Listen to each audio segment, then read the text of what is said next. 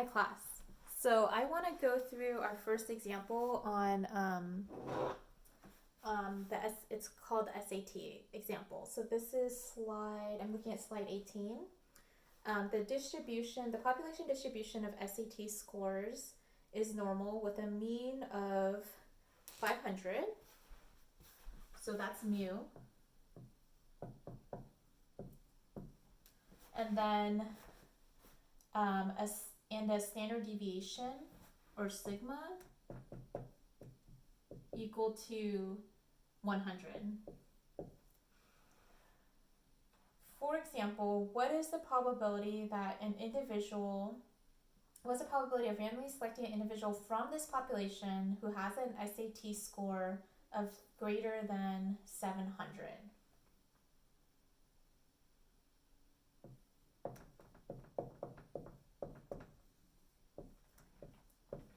Okay, so what I always do for these problems is draw it out. So let's say, it says that it's normally distributed, right?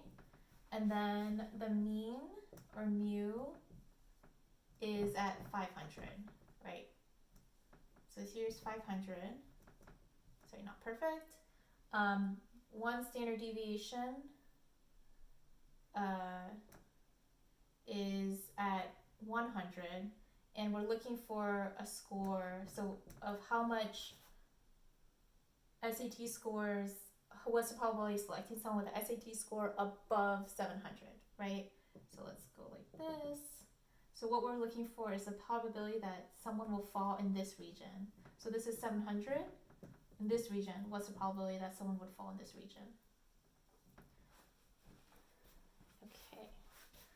So how I would solve this is, as I was mentioning in the previous slide, was talking about how when we know something's normally distributed and we know the z-score, we can figure out the probability, right? So I was saying that because we were able to see, we know what proportion of data falls one standard deviation when something's normally distributed within one standard deviation from the mean, and then 2 standard deviations above the mean, right?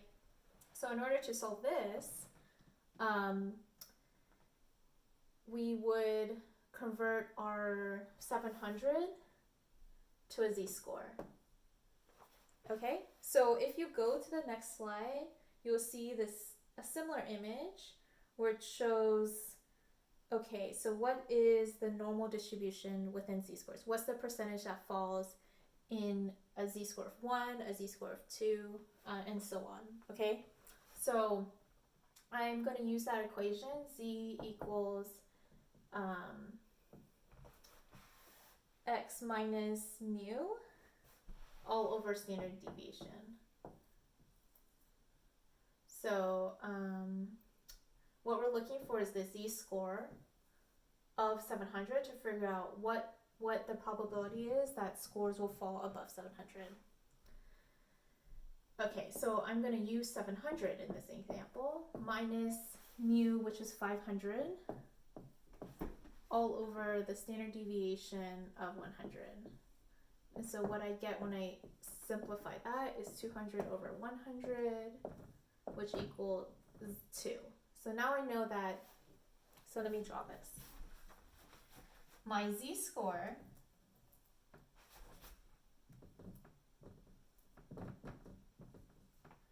for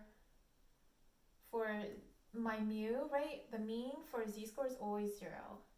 And now I know that my z-score for 2 corresponds to the raw score of 700, right? So I can fill this in now. And so what we know from the figure that I showed is that, so in the next slide, slide 19, it shows the normal distribution. So it shows that with a z-score of 2, the proportion that falls in this region of a z-score of 2 and greater, then that is 2.28%.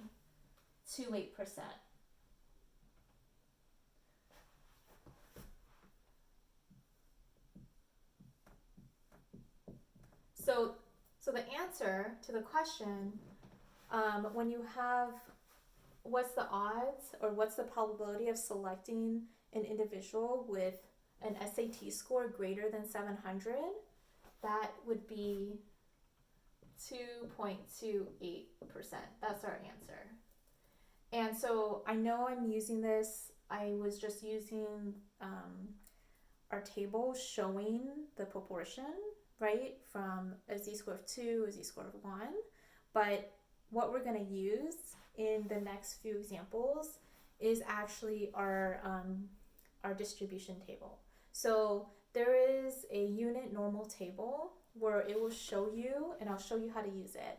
So it will show you at different z-scores what the probability is that you will get above that particular z-score or below that z-score to the mean.